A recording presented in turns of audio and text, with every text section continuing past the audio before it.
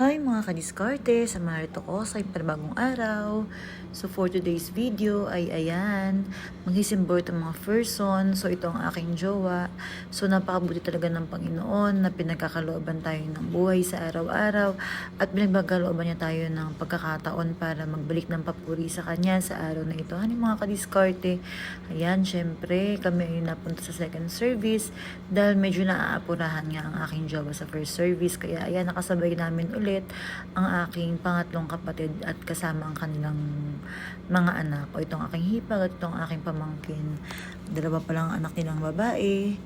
At ayan mga kadiskarte, napakabuti talaga ng Panginoon sa bawat salita na ating naririnig tuwing lingguhan ni mga kadiskarte. So sabi nga ay hindi natin para i-condemn ang mga taong nagkakasala, kundi yun ay dapat pa nating ilapit sa Panginoon, honey.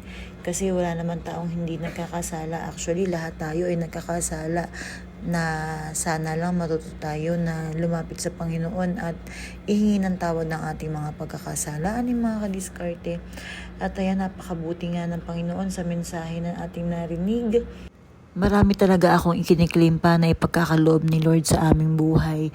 At tunay nga lahat ng iniisip at lahat ng aking balakin ay pinagkakatiwala namin sa Panginoon.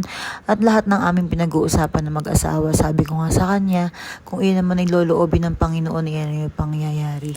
Kaya napakabuti talaga ni Lord sa araw na ito. O paano ba yan mga kadiskarte? Bukas na lang ulit. Bye mga kadiskarte!